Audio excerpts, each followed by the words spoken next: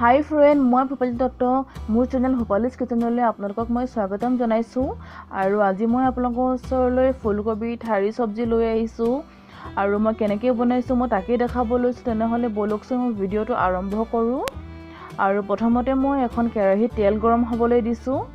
আৰু তাত মই কাটি থোৱা এটা মিডিয়াম চাইজৰ পিঁয়াজ আৰু এটা জলকীয়া দি দিছোঁ। আৰু এইখিনি মই ভালকৈ ৰঙচুৱা হোৱালৈকে ভাজি থাকিম পিঁয়াজখিনি।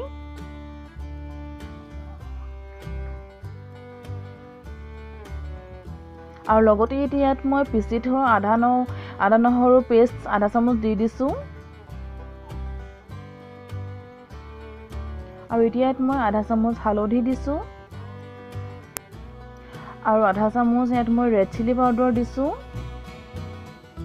আৰু এইখিনি ভালকৈ লৰাই ভাজি ল'ম।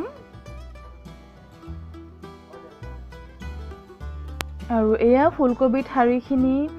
এনেকুৱা ফুলকবি ঠাৰি প্ৰায় মানুহে এইবোৰ নাখাই পেলাই দিয়ে, কিন্তু আমি এইখিনি ভালকৈ কাটি ভালকৈ ধুই আৰু লগতে আলু কাটি এনেকৈ চব্জি বনাই খাব পাৰোঁ। আৰু খুবেই টেষ্টি হয় চব্জিখিনি। আৰু এইখিনি ভালকৈ মই ধুই লৈছোঁ। আৰু এইখিনি মোৰ ভজা হৈ গ'ল মছলাখিনি। আৰু এতিয়া মই কাটি থোৱা ফুলকবি ঠাৰিখিনি দি দিম। দি দিছোঁ মই ফুলকবি ঠাৰিখিনি।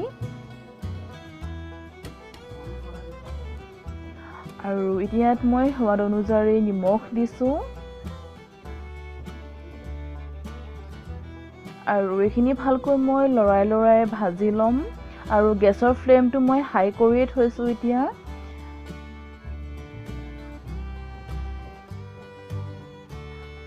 আৰু এইখিনি মই ঢাকনি লগাই 10 পৰা 15 মিনিট সময় এইখিনি ভালকৈ সিজাই ল'ম।